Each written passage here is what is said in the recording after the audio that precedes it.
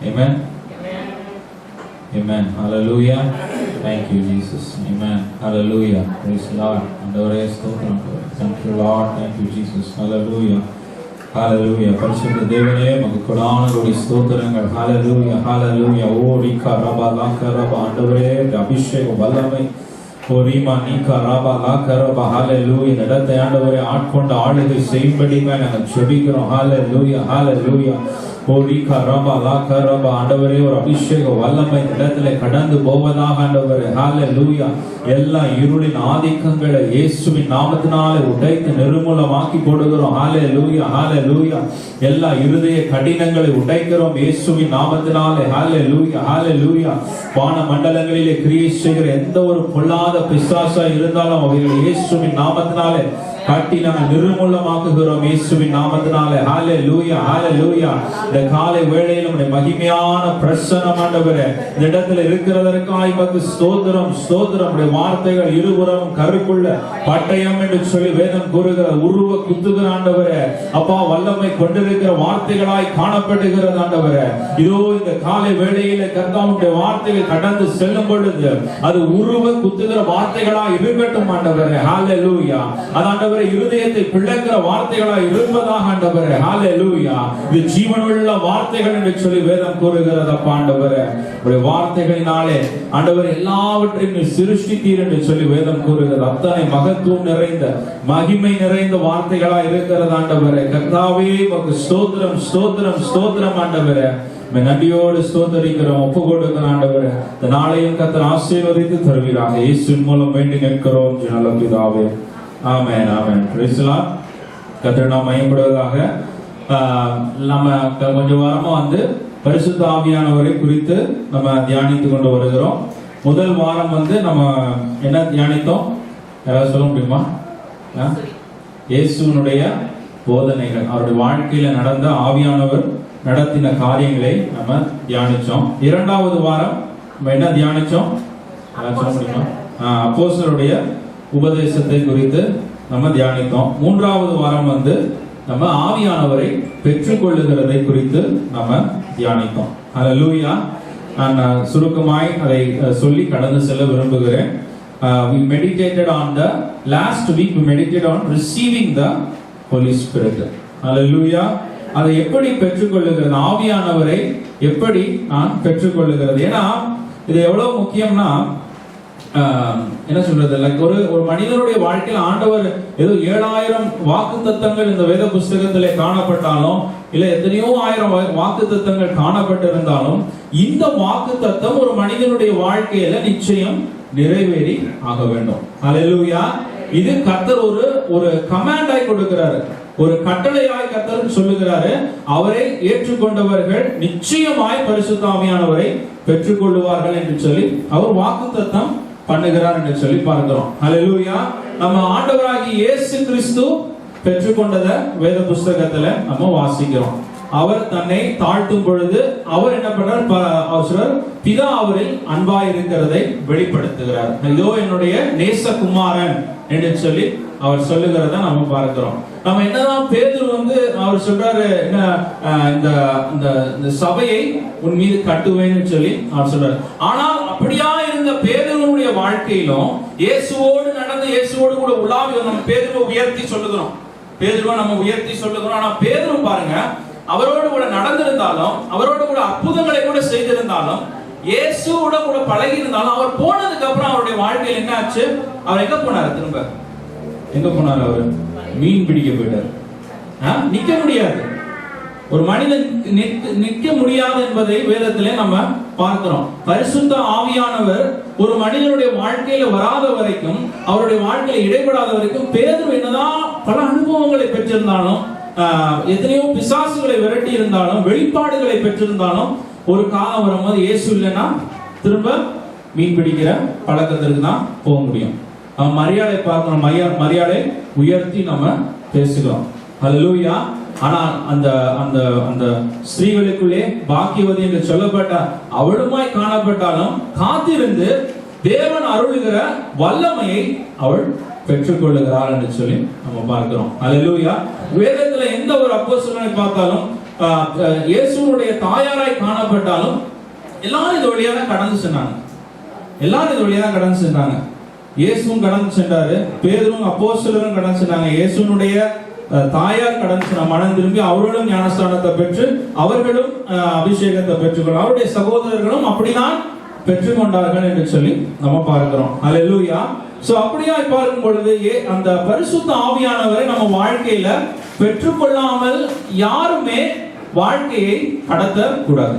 Hallelujah. It is very important. இல்ல பேதுருவை போல ஒரு நாள் இப்படி இருப்போம், ஒரு நாள் நான் கிறிஸ்துவுக்காக மரிப்பேன்னு சொல்லி வாக்கு பண்ணின ஒரு பேதுருவாய் காணப்படுவார். திடீர்னு ஒரு நாள் பார்த்தா பழையபடி அவர் வேலைக்கு அவர் பாட்டுக்கு போயிடுவாரு.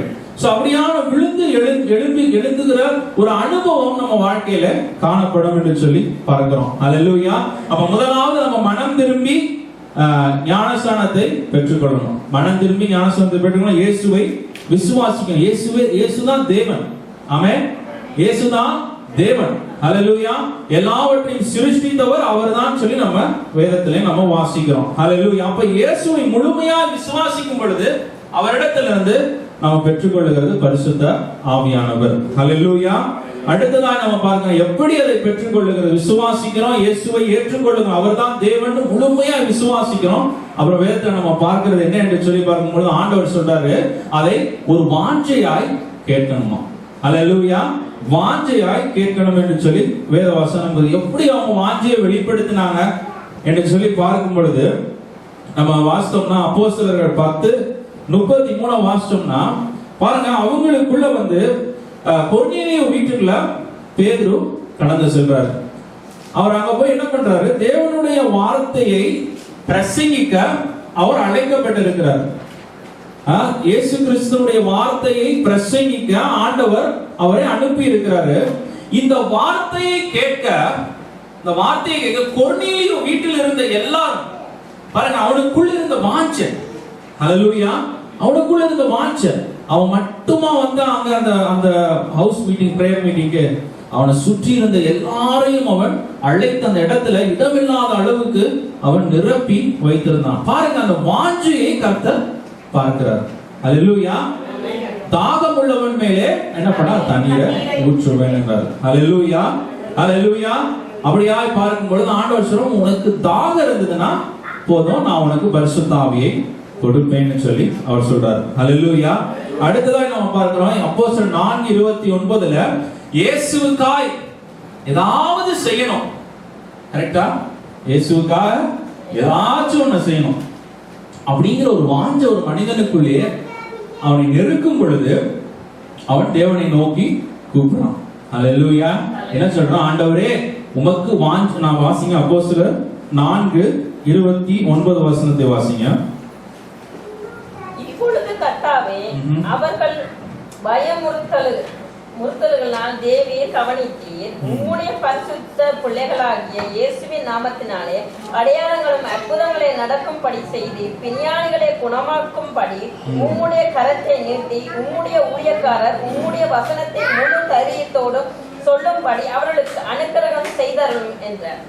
அவர்கள் ஜெபம் பண்ணின போது அவர்கள் கூடியிருந்த இடம் அசைந்தது. அவர்கள் எல்லோரும் பரிசுத்த ஆவியினால் நிரப்பப்பட்டு தேவ வசனத்தை தைரியமாய் சொன்னார்கள். பாருங்க, ஒரு மனுஷனுக்குள்ள இருக்கிற வாஞ்சதான். வாஞ்ச தேவனை நான் பிரியப்படுத்தணும். எப்படி பிரியப்படுத்துறது?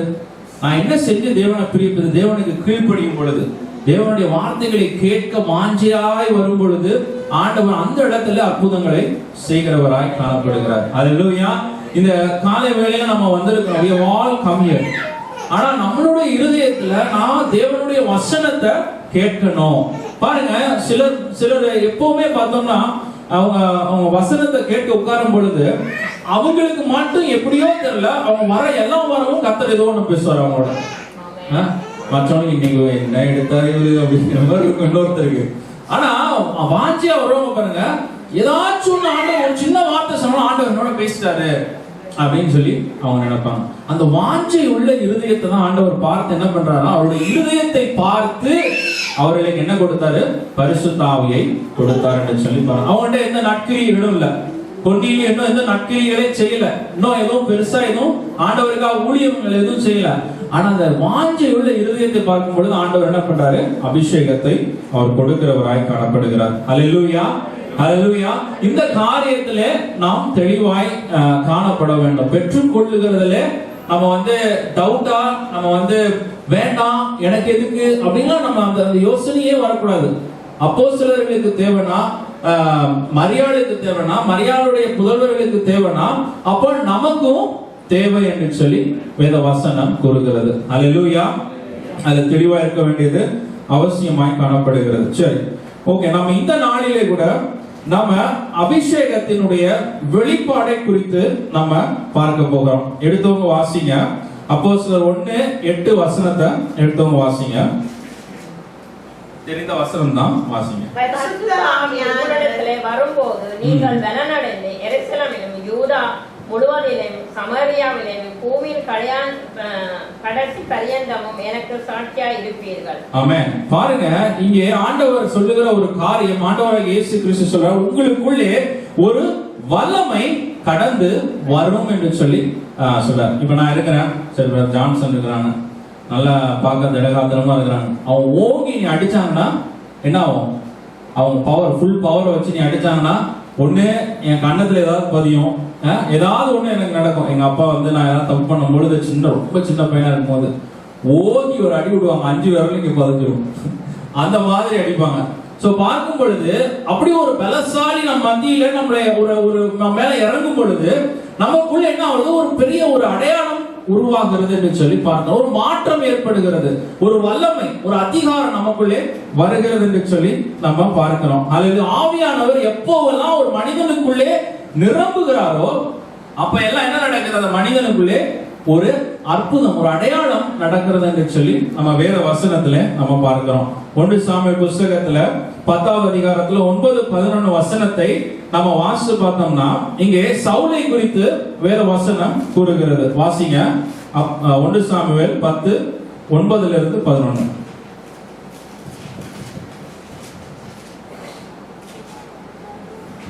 அவன் சாமுவேலை விட்டு போகும்படி திரும்பின போது தேவன் அவனுக்கு வேறே இருதயத்தை கொடுத்தார்.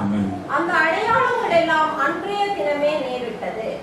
அவர்கள் அந்த மலைக்கு வந்தபோது இதோ தீர்க்கதரிசிகளின் கூட்டம் அவனுக்கு எதிராக வந்து, அப்பொழுது தேவனுடைய ஆவி அவன் மேல் இறங்கினதினால் அவனும் அவர்களுக்குள்ளே தீர்க்க தரிசனம் சொன்னான். ஆமென். பாருங்க, இந்த இடத்துல எப்போலாம் நீங்க வேதத்துல எந்த இடத்துல எடுத்து வாசனை பாருங்க. முதல்ல சவுலை குறித்து சொல்லும்போது அவனுடைய இருதயத்தை, வேறே இருதயத்தை ஆண்டவர் அவனுக்கு கொடுத்ததற்கு அப்புறமாய் அவனுக்குள்ள என்ன பண்றாரு? பரிசுத்த ஆவியை ஆண்டவர் ஊற்றுகிறார். எப்ப எல்லாம் பரிசுத்த ஆவியானவர் ஒரு மனிதனுக்குள்ளே இறங்குகிறாரோ அப்ப எல்லாம் நம்ம என்ன பார்க்கிறோம்? ஆவியின் வரங்கள் கிரியை செய்கிறத நம்ம பார்க்கிறோம். அல்லேலூயா.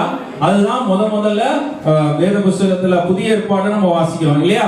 அப்போஸ்தலர் 2:1-4 வாசிப்போம். எப்ப எல்லாம் அந்த இடத்துல புதிய ஏற்பாட்டுல எப்ப பழைய ஏற்பாட்டை வாசி பாத்தீங்கன்னா ஒவ்வொரு முறையும் வித்தியாசமான அனுபவங்கள் காணப்படுகிறது. சிம்சோனை பார்த்தோம்னா அவர் அடிச்சு நொறுக்கிறார் எல்லாத்தையும். சிலர் தீர்க்க தரிசனங்களை பேசுறாங்க, சிலர் அற்புதங்களை செய்கிறாங்க என்று சொல்லி பாருங்க. ஆனால் இந்த இடத்துல பார்க்கும்போது புதிய ஏற்பாடுல எப்பொழுதெல்லாம் பரிசுத்த ஆவியானவர் ஒரு மனிதனுடைய வாழ்க்கையிலே கடந்து வராரோ அப்ப எல்லாம் என்ன? ஃபர்ஸ்ட் அடையாளம் என்னது? அவர்கள் டங்ஸ்ல பேசுறாங்க. அல்லேலூயா. நவமான பாஷைகளை பேசுகிற ஒரு அனுபவத்தை தான் ஆண்டவர் முதலாவது கொடுக்கிறார் என்று சொல்லி பார்க்கிறோம். சோ ஒரு மனிதனுக்குள்ளே அபிஷேகம் வந்திருக்குது அப்படிங்கிறதுக்கு அடையாளமே என்னது? அவன் அந்நிய பாஷையில பேசுகிறது. அல்லேலூயா. முதல்ல வெளிப்படுகிறது அந்த அந்நிய பாஷை என்று சொல்லி வேதவசனம் கூறுகிறது. அல்லேலூயா. That is the seal. That is the mark of the anointing of the Holy Spirit in the New Testament. Hallelujah. அப்ப நம்ம என்ன புரிந்துக்கிறோம்? அது ஒரு gift ஆய் காணப்படுகிறது இல்லையா? வேதத்துல நம்ம வாசிக்கிறோம், அது one of the gifts. ஒரு வரங்கள் 9 வரங்களே அது ஒரு வரமாய் காணப்படுகிறது என்று சொல்லி பாருங்க. சோ இந்த நாளில நம்மளுடைய தியானம் என்னவா இருக்க போகுதுன்னா, ஆவியானவர் இறங்குகிற வேளையில எப்படி கிஃப்ட்ஸ் வெளிப்படுகிறது என்று சொல்லி நம்ம பார்க்க போகிறோம். ஹல்லேலூயா. ஹல்லேலூயா. சோ நம்ம பார்த்தோம், பரிசுத்த ஆவியானவர் இறங்குவது மீட்கப்படும் நாளுக்கு என்று ஒரு முத்திரையாய் அவர் இறங்குகிறாரு. அதிகாரத்தின் முத்திரையாய் அவர் இறங்குகிறாரு. பார்க்கிறோம், புத்திர சுவிகாரத்தின் ஆவியை நமக்கு கொடுக்கிறார் என்று சொல்லி வேத வசனத்திலே நம்ம வாசிக்கிறோம். சோ இந்த வரங்கள் என்னத்தை குறிக்கிறது? வரங்கள் எதற்காக கர்த்தர் கொடுக்கிறார் என்று சொல்லி நம்ம பார்க்கலாம். 1 கொரிந்தியர் புத்தகத்துல 12வது அதிகாரத்துல 4 6 வசனத்தை வாசிங்க. 1 கொரிந்தியர் 12 4 6. வரங்களில் வித்தியாசங்கள் உண்டு, ஆவியானவர் ஒருவரே. ஊழியங்களில் வித்தியாசங்கள் உண்டு, கர்த்தர் ஒருவரே. கிரியைகளிலே வித்தியாசங்கள் உண்டு, எல்லோருக்குள்ளும் எல்லாவற்றையும் நடப்பிக்கிற தேவன் ஒருவரே. ஆமென். 3 காரியம் இந்த இடத்திலே சொல்லப்பட்டிருக்கிறத நம்ம வாசிக்கிறோம். என்னது? முதலாவது சொல்லப்பட்டிருக்க வரங்களில் வித்தியாசங்கள் உண்டு. ஹல்லேலூயா. வரங்களில் வித்தியாசங்கள் உண்டு, ஆனால் ஆவியானவர் ஒருவரே. ஊழியங்களிலும் வித்தியாசங்கள் உண்டு, ஆனால் கர்த்தர் ஒருவரே. கிரியைகளிலும் வித்தியாசங்கள் உண்டு, எல்லாருக்குள்ளும் எல்லாவற்றையும் நடப்பிக்கிற தேவன் ஒருவரே என்று சொல்லி வேதவசனம். There are many gifts. அநேக வரங்களை கர்த்தர் வைத்திருக்கிறார். அந்த வரங்கள் எங்கே கிரியை செய்யணுங்கிற ஒரு ஊழியங்களையும் கர்த்தர் வைத்திருக்கிறார். அந்த வரம் எவ்வளவாய் கிரியை செய்ய வேண்டும் என்பதையும் கர்த்தர் தீர்மானிக்கிறவராய் காணப்படுகிறார். அல்லேலூயா.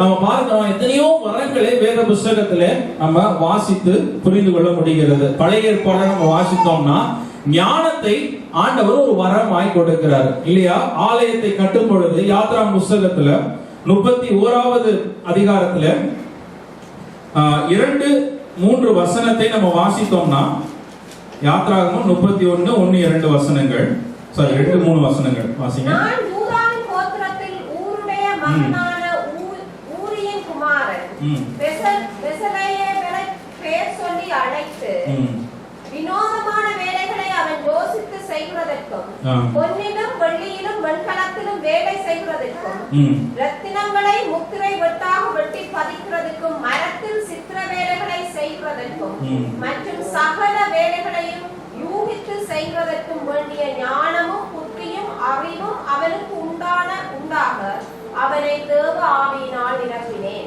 பார்க்கிறேன். ஹல்லேலூயா. இங்க பார்க்கும் பொழுது ஆண்டவர் ஞானத்தினாலும் அறிவினாலும் அவருடைய பரிசுத்த ஆவியை கொண்டு அவர் மனிதர்களை நிரப்புற ஒரு காரியத்தை செய்யும்படிக்காய், ஆலயத்தை கட்டும்படிக்காய் கர்த்தர் அப்படியான கிரியைகளை செய்கிறார் என்று சொல்லி நம்ம வேத புத்தகத்துல வாசிக்கிறோம். ஹல்லேலூயா. உபாகமம் 34:9 யோசுவாவுக்கு ஆண்டவர் ஞானத்தின் ஆவியை அவனுக்கு கொடுக்கிறார். எதற்கு கொடுக்கிறாரு? ஒரு குரூப் ஆஃப் பீப்புளை லீட் பண்றதுக்கு. ஒரு கூட்ட ஜனங்களை நடத்தி செல்லணும்னா என்ன தேவையா? பரத்தில் இருந்து வருகிற ஒரு ஞானம் அந்த மனிதனுக்குள்ளே தேவைப்படுகிறது. அல்லேலூயா. அப்படியே நம்ம பார்க்கிறோம். அப்படியே தீர்க்க தரிசன வரங்களையும் குறித்து நெகேமியா புத்தகத்துல 9வது அதிகாரம் 30வது வசனமும் அப்படியாய் சொல்லுகிறது. ஒரு மனிதனை திருத்துவதற்கு, ஒரு மனிதனிடத்திலே ஒரு கண்டிப்பாய் பேசுவதற்கு தீர்க்க தரிசன ஆவியை ஆண்டவர் நெகேமியா சொல்றாரு. அப்படியாய் நான் பேசினேன் என்று சொல்லி ஆண்டவர் சொல்லுகிறத நம்ம பார்க்கிறோம். அல்லேலூயா. இப்படியாக பார்க்கும்போது அநேக வித்தியாசமான வரங்கள் காணப்படுகிறது. அந்த வரங்கள் ஆபரேட் பண்ற செயல்படுகிற இடங்களும் வித்தியாசமாய் காணப்படுகிறது என்று சொல்லி நம்ம பார்க்கிறோம். அல்லேலூயா. இந்த முந்தின காரியங்களை பார்த்த பொழுது டிஃபரண்ட் சர்வீஸ், அநேக ஊழியங்களை கர்த்தர் ஒரு மனிதனுக்கு வைத்திருக்கிறார் என்று சொல்லி நம்ம பார்க்கிறோம். அல்லேலூயா. சில வரங்கள் எப்பொழுதும் கிரியை செய்யும், சில வரங்கள் சில நேரத்துல தான் கிரியை செய்யும். அல்லேலூயா. அப்படியாய் ஆண்டவர் ஒவ்வொரு வரத்தையும் அவர் பிரித்து அவர் அது கரெக்டான ஒரு காரியமாய் அவர் கொடுக்கிறார் என்று சொல்லி பார்க்கிறோம். அதனுடைய வேலைப்பாடும் வித்தியாசமாய் காணப்படுகிறது. The way it works is also different என்று சொல்லி வேதவசனம் கூறுகிறது. 1 கொரிந்தியர் 12:6 எடுத்து வாசிங்க. இந்த காரியத்தை வாசிக்கும் பொழுது எனக்கு எப்படி தெரியும்? How do I know எந்த வரத்தை எப்போ யூஸ் பண்ணணும்னு? அன்றையும் சகோதரரே, ஆவிக்குரிய வரங்களை குறித்து நீங்கள் 1 கொரிந்தியர் 12:6 வித்தியாசங்கள் உண்டு, எல்லாருக்குள்ளும் எல்லாவற்றையும் நடப்பிக்கிற தேவன் ஒருவரே. ஆமென். பாருங்க, ஒரு மனிதனுக்குள்ளே வரம் வந்துருச்சுங்கிறதுனால எல்லா நேரமும் அவன் எல்லாவற்றையும் செய்ய முடியாது. அல்லேலூயா. மோசேக்கு ஆண்டவர் வல்லமையை கொடுத்திருந்தாலும் கல்ல தட்டுன்னு சொல்லும் பொழுதுதான் கல்ல தட்டணும். அல்லேலூயா. அதற்கு தேவனுடைய பரிசுத்த ஆவியானவர் ஒரு மனிதனை வழிநடத்த வேண்டியது அவசியமாய் காணப்படுகிறது. அல்லேலூயா. அப்ப எல்லா வரமும் எல்லா நேரமும் கிரியை செய்து, எல்லா வரமும் ஒரே விதமாய் கிரியை செய்கிறதுல ஒவ்வொரு வரத்தையும் ஆண்டவர் ஒவ்வொரு விதமாய் ஆலயத்தில் வைத்து அவர் கிரியைகளை நடப்பிக்கிறார் என்று சொல்லி பார்க்கிறோம். சிம்சோனுடைய வாழ்க்கையில நம்ம பார்க்கிறோம். அவன் தன்னுடைய பர்சனல் யூஸுக்காக தேவன் கொடுத்த வரத்தை பிரயோஜனப்படுத்தினான் இல்லையா? He used and he also misused the gifts of God. Hallelujah. அப்படியான சூழ்நிலைகளையும் நம்ம வேதத்திலே நம்ம வாசிக்கிறோம் என்று சொல்லி பார்க்கிறோம். Hallelujah.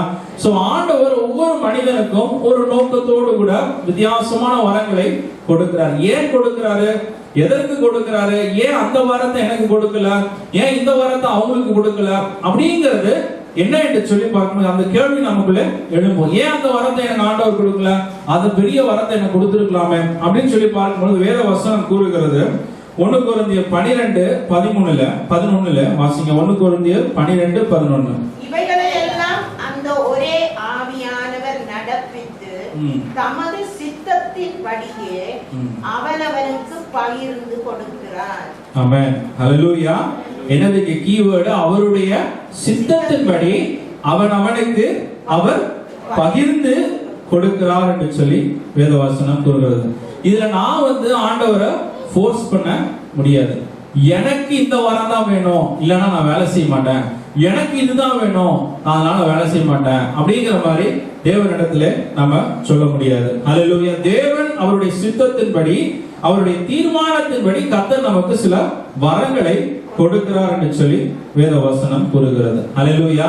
அப்ப எனக்கு இந்த வசனங்களை பேசுகிறது தான் ஆண்டவர் எனக்கு கொடுத்திருக்கிற ஒரு காரியம்னா, நான் அதற்கு வெளியே போய் எதையோ ஒண்ணு செய்யணும்னு நான் நினைக்க முடியாது. அல்லேலூயா. ஆண்டவர் ஒரு தீர்மானத்திற்காக இந்த காலகட்டத்தில் ஒரு நோக்கத்தோடு கூட கர்த்தர் எனக்கு இந்த ஒரு காரியத்தை எனக்கு கொடுத்திருக்கிறார் என்றால் அந்த காரியத்திற்குள்ளதான் நான் ஆபரேட் பண்ண முடியும். அல்லேலூயா. எல்லாவற்றையும் செய்வதற்கு ஆண்டவர் நம்மளுக்கு பர்மிஷன் அப்படியாக கொடுக்கல. அல்லேலூயா. ஆண்டவர் ஒரு காரியத்தை எல்லாத்துக்கும் எல்லாரும் வச்சிருக்கிறார், எல்லா வரங்களையும் வச்சிருக்கிறார். ஒவ்வொரு நேரத்துல ஒவ்வொருவருக்கும் கொடுத்து அவர் கிரியைகளை நடப்பிக்கிற தேவனாய் காணப்படுகிறார். அல்லேலூயா. இந்த காரியத்தின் மூலியமாய் கூட ஆண்டவர் அற்புதங்களை செய்கிறார். அல்லேலூயா. நம்ம போய் சுகப்படுத்தி இல்ல ஒரு விடுதலை ஆக்கிதான் நம்ம அதுதான் ஊழியம் அப்படின்னு சொல்லி நம்ம ஆண்டவர் இந்த காரியத்தின் மூலம் நீங்க உலகம் எங்கும் போய் சுவிசேஷத்தை அறிவியுங்கள் என்று சொல்லி ஆண்டவர் சொல்றாரு. அல்லேலூயா. விசுவாசித்து ரட்சிக்கப்படுகிறவன் அவன் நித்திய ஜீவனை பெறுவான் என்று சொல்லி ஆண்டவர் சொல்லுகிறார். அல்லேலூயா. அப்ப ஆண்டவர் நமக்கு கொடுத்திருக்கிற காரியத்திலே அது தேவன் நமக்கு கொடுத்த காரியம். அல்லேலூயா. அதை நம்ம புரிந்து கொள்ள வேண்டியது அவசியமாய் காணப்படுகிறது. அல்லேலூயா. சில வரங்கள் பார்த்தா அட்ராக்டிவா தான் இருக்கும் இல்லையா? சில வரங்களை பார்த்தா அட்ராக்டிவா இருக்கும், நல்லா இருக்குமே, இந்த வரங்கள் கிரியை செய்தா நல்லா இருக்குமே என்று சொல்லி நம்ம யோசிக்கிறது உண்டு. ஆனா ஆண்டவர் சொல்றாரு, அவருடைய சித்தத்தின்படி தீர்மானத்தின்படி அவனுக்கு கொடுக்க வேண்டியதை ஆண்டவர் என்ன பண்ணியிருக்கிறாரு? பகிர்ந்து கொடுத்திருக்கிறார் என்று சொல்லி வேதவசனம் கூறுகிறது. அல்லேலூயா. ஒரு முறை கூட இந்த மாதிரி ஒரு சாதாரண வழக்கம் போல ஆலயத்துல பேசி கொண்டிருந்த ஒரு காரியம், ஒரு வசனத்தை தியானிக்கிறதுக்காக எனக்கு ஒரு சந்தர்ப்பம் கொடுத்திருந்தாங்க. பார்க்கும் பொழுது ஒரு பிரதர் வந்திருந்தாங்க. வந்த போது சொன்னாங்க, அவங்களுக்குள்ள அவங்க ப்ரே பண்ணிட்டு வந்திருக்காங்க போல இருக்கு. இந்த பர்டிகுலர் வசனத்தை இன்னைக்கு நீங்க சொன்னாதான் நான் என்ன பண்ணுவேன், இந்த ஆராதனையில தொடர்ந்து செய்வேன், இல்லாட்டி இன்னையோட ஆராதனையை விட்டுருவேன், செய்யறது ஆராதனையை லீட் பண்றதையே விட்டுருவேன் அப்படின்னு சொல்லிட்டு, நீங்க தான் உண்மையாவே நடத்துறீங்கன்னா இன்னைக்கு இந்த வசனத்தோடு கூட நீங்க பேசணும்னு சொல்லிட்டு வந்தாங்க போல இருக்கு. நமக்கு ஒண்ணும் தெரியாதுல்ல. நம்ம ஒரு வசனத்தை எடுத்து நம்ம அந்த பகுதியை எடுத்து தியானிக்கிறோம். அன்னைக்கு பாத்தீங்கன்னா அந்த ஒரு பர்டிகுலர் வசனம் இல்ல, அந்த அந்த எந்த இடத்துல அந்த வசனம் இருக்குதோ அதை குறித்து மாத்திரமே அன்னைக்கு தியானமாய் காணப்பட்டது. அல்லேலூயா. அப்புறம் சொன்னாங்க, சோ கர்த்தர் என்னோட நான் கேட்கறத கர்த்தர் பேசுறாரு, அப்போ நான் தொடர்ந்து ஆராதனையை நான் செய்வேன் என்று சொல்லி அவர் சொன்னாங்க. சோ நமக்கு கர்த்தர் என்ன கொடுத்திருக்கிறாரோ அதுக்குள்ள நம்ம உண்மையாய் செய்ய நம்ம பழகிக்கொள்ள வேண்டும். அல்லேலூயா. ஒவ்வொரு கிஃப்டும் எல்லாமே பரிசுத்த ஆவியானவர் தான் கொடுக்கிறார். ஆமென்.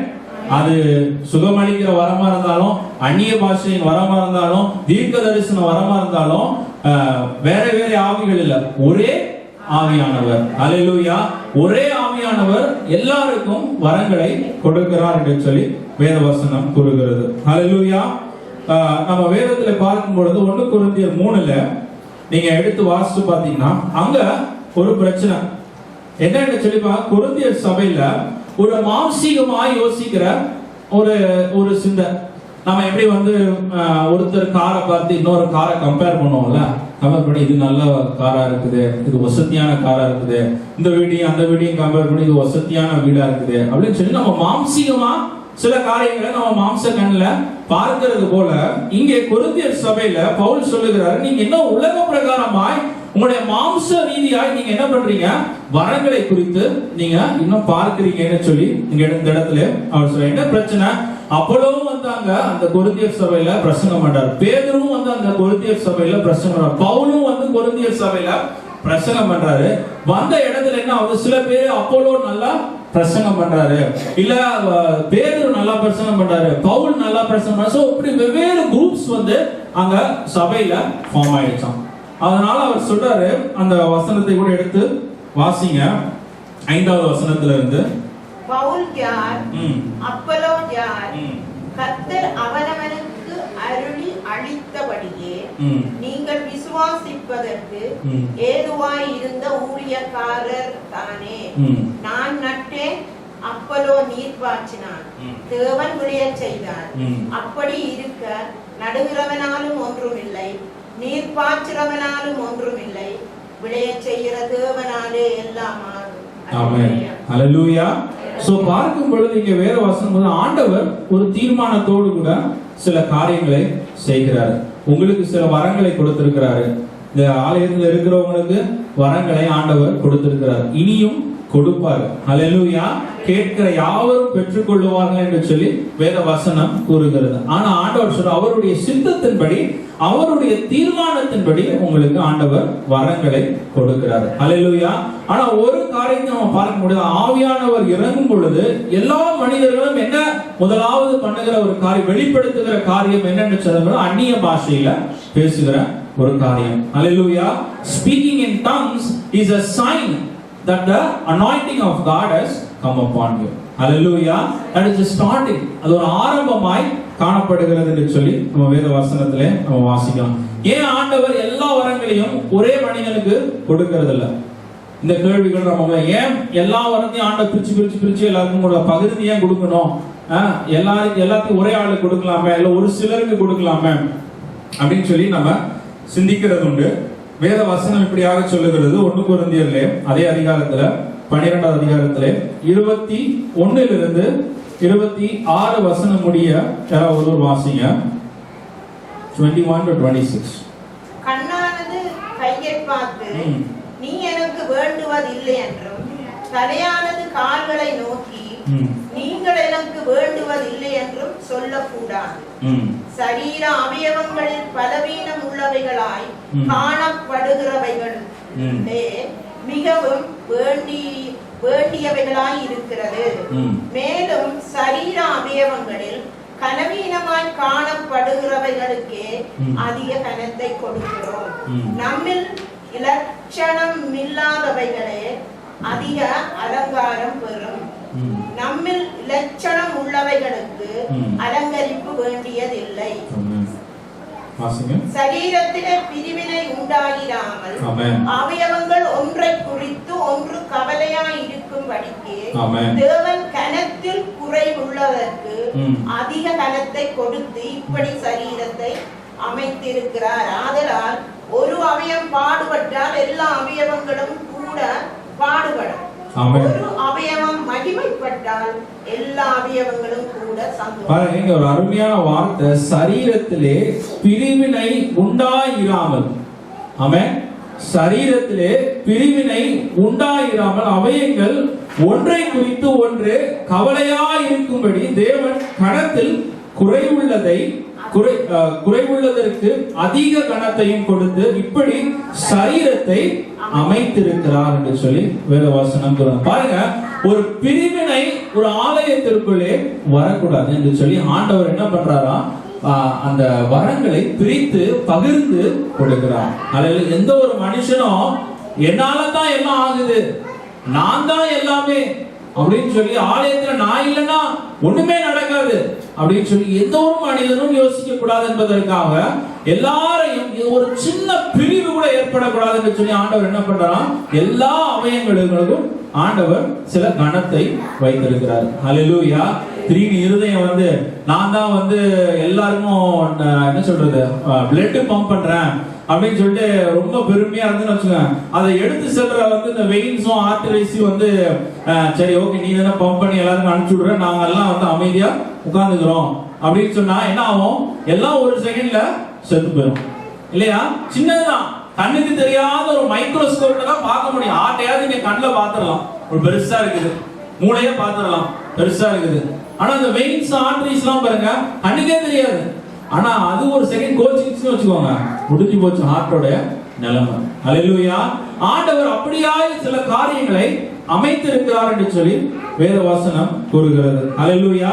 ஒண்ணும் டிபெண்டண்டா இருக்கணுமா, ஒண்ணும் ஒரு பிரிவினை உண்டாகாம ஒரு ஆண்டவர் ஒரு அமைத்து கொடுத்திருக்கிறார் என்று சொல்லி வேதவசனம். ஒரு டீம் ஒர்க்குக்காக ஆண்டவர் என்ன பண்றாரா, வரங்களை பிரித்து கொடுக்கிறார். ஹல்லேலூயா. வரங்களை பிரித்து கொடுக்கிற தேவனாய் காணப்படுகிறார். ஹல்லேலூயா. அப்ப இந்த ஆலயத்தில் இருக்கிற எல்லாருக்கும் ஆண்டவர் ஏதோ ஒரு வரத்தை வைத்திருக்கிறார். எதற்கு, நம்ம எல்லாம் இணைந்து வேலை செய்யணும் என்று சொல்லி ஆண்டவர் சில வரங்களை வைத்திருக்கிறார். ஹல்லேலூயா.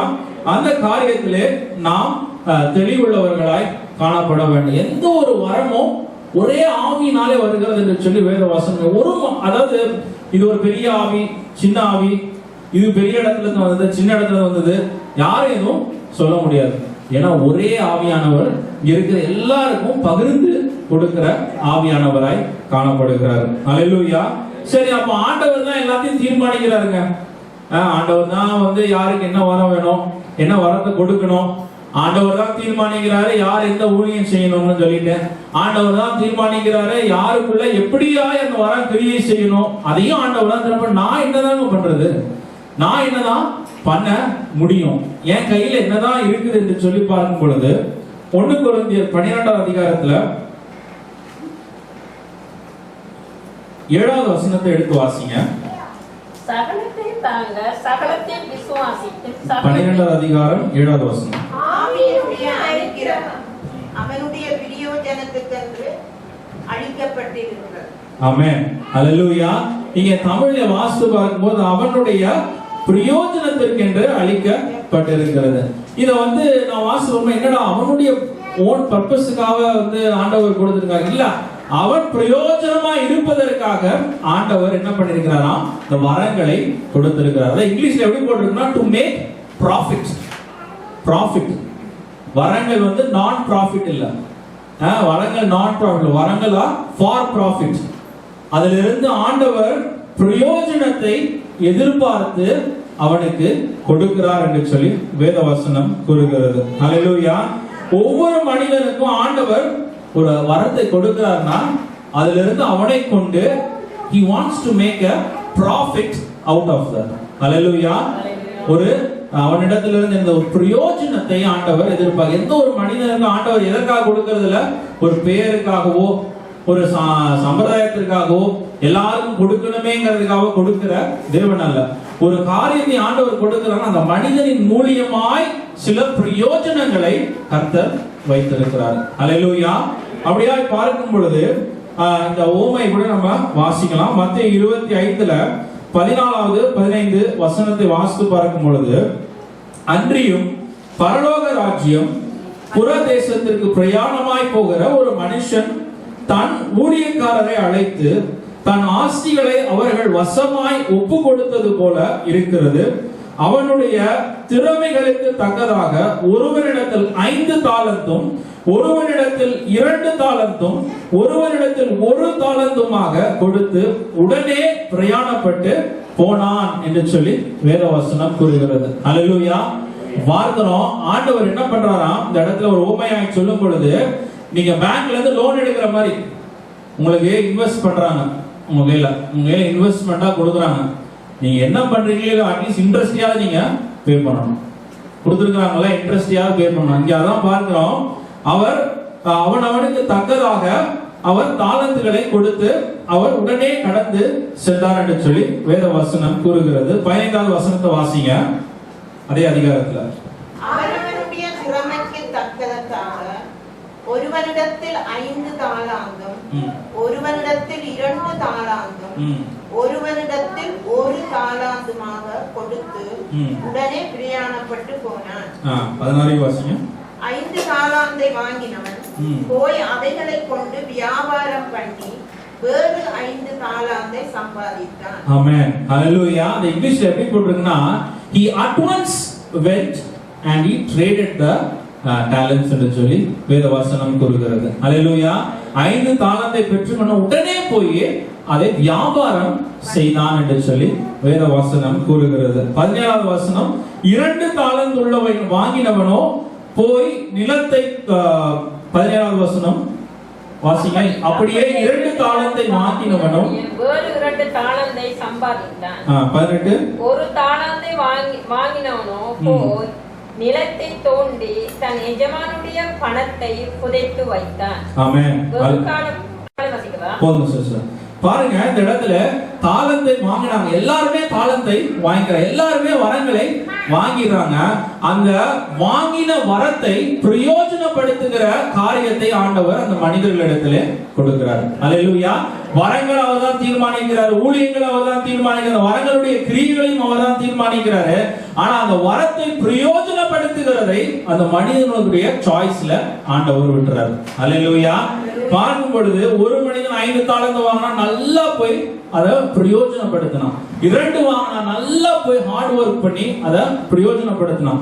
ஒருத்தன் மட்டும் என்ன பண்ணிருக்கிறான், ஏதோ அந்த ஒரு தாலந்தே வாங்காதது போல அதை போய் புதைத்து வைத்த அனுபவத்தை நம்ம பார்க்கிறோம். ஹல்லேலூயா, ஹல்லேலூயா. அப்படியே பார்க்கும்போது நம்மளுடைய வாழ்க்கையில தாலந்துகளை பிரயோஜனப்படுத்துகிறோமா இல்லை புதைத்து வைக்கிற ஒரு அனுபவத்திலே நம்ம காணப்படுகிறோமா? ஹல்லேலூயா. அதை நம்ம இந்த நாளில ஆண்டவர் அதை மட்டும் நம்ம கையில கொடுக்கிறார். ஹல்லேலூயா. ஆண்டவர் அதை மட்டும் நமக்கு கொடுக்கிறதை நம்ம you are responsible for the gift you have received. You are responsible for the gift you have received. அது ஞாபகம் வைத்து கொள்ளணும். அது நம்ம ஒரு அழகுக்காகவோ ஒரு இதற்காகவோ நம்ம பண்ணோம், அதை பிரயோஜனப்படுத்துகிற அனுபவத்திலே நாம காணப்பட வேண்டும் என்று சொல்லி வேத வசனத்திலே நம்ம வாசிக்கிறோம். பவுல் இப்படியாக சபைகளுக்கு சொல்லுகிறார், இப்படி இருக்க 1 கொரிந்தியர் 12:30, இப்படி இருக்க முக்கியமான வரங்களை நாடுங்கள், இன்னும் அதிக மேன்மையான வழியையும் உங்களுக்கு காண்பிக்கிறேன் என்று சொல்லி அவர் சொல்லுகிறார். ஹல்லேலூயா. வரங்களை நாடணும், இருக்கிற வரத்தை நம்ம பிரயோஜனப்படுத்தணும், புதிய வரங்களை நாடுகிற ஒரு அனுபவம் நம்ம வாழ்க்கையிலே காணப்பட வேண்டும் என்று சொல்லி பார்க்கிறோம்.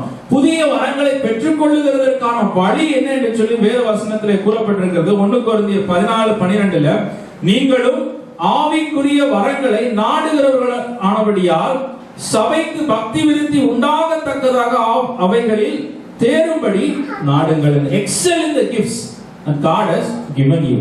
Hallelujah. அப்போ ஆண்டவர் சொல்றார், புதிய வரங்களை நான் கொடுக்கிறேன் என்று சொல்லி ஆண்டவர் சொல்றார். Hallelujah.